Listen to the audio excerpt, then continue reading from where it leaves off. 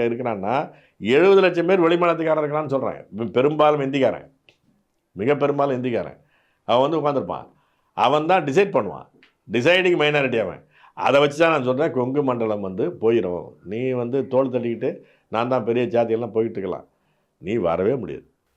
இப்போ நீங்கள் பேசின இந்த பல்வேறு விடயங்கள் அதை முறைப்படுத்துறதுக்கு எந்த மாதிரியான வரைவு திட்டங்கள் நம்மகிட்ட இருக்குது? 2 விஷயம் வேணும். அதாவது எதுவும் இல்லைங்க, திறந்து விடுமா இருக்குது. என்ன வேணும்னா, வேறு மாநிலத்தில் வச்சுருக்கிறான்ல, இதெல்லாம் வச்சு தானே வச்சுருக்கிறான். நீ அந்த அந்த சட்டம் போடும்போது அரசாங்கத்தினுடைய நோக்க உரைன்னு சொல்கிறான்ல, இப்போ அந்த ரீசன்ஸ்ன்னு சொல்கிறான்ல, அதில் என்ன சொல்ல வரான், அந்த மாநிலத்தினுடைய இனச்சமநிலை, மொழி சமநிலை பாதிக்கப்படாமலும் பண்பாட்டு சமநிலை பாதிக்கப்படாமலும் இருப்பதற்கு இந்த சட்டத்தை போடுகிறேன்னு சொல்லி தான் இன்னர் லைன் பெர்மிட் தான் அங்கே வச்சுருக்கிறான். வெள்ளைக்காரன் காலத்தில் வச்சுருக்கிறான். இப்போ இன்றைக்கி மணிப்பூருக்கு பிஜேபி இப்போ தான் இப்போ அமித்ஷா அப்போ அந்த மணிப்பூரில் ஒரு போராட்டம் நடந்தபோது அங்கே போய் சொன்னார், அங்கேயும் வந்து எக்ஸ்டெண்ட் பண்ணிட்டாங்க. இன்னர் லைன் பெர்மிட் சிஸ்டம்னா என்னென்னா, உள்நாட்டு விசா போல்.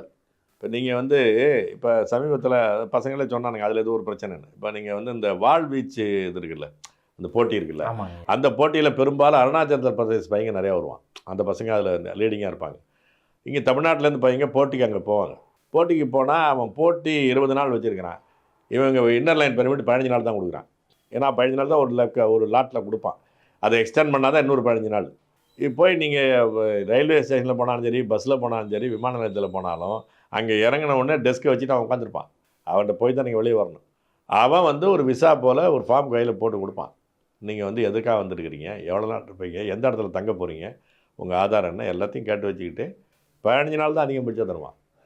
அந்த 15 நாள் தேவையை கருதி எக்ஸ்டெண்ட் பண்ணிக்கிறதுக்கு அவன்கிட்ட எக்ஸ்டெண்ட் பண்ணணும் போய். இப்போ விசா மாதிரி அது உள்நாட்டு விசா போல் அருணாச்சல பிரதேசத்தில் இருக்குது, நாகாலாந்தில் இருக்குது, மிசோரத்தில் இருக்குது, மணிப்பூரில் இருக்குது.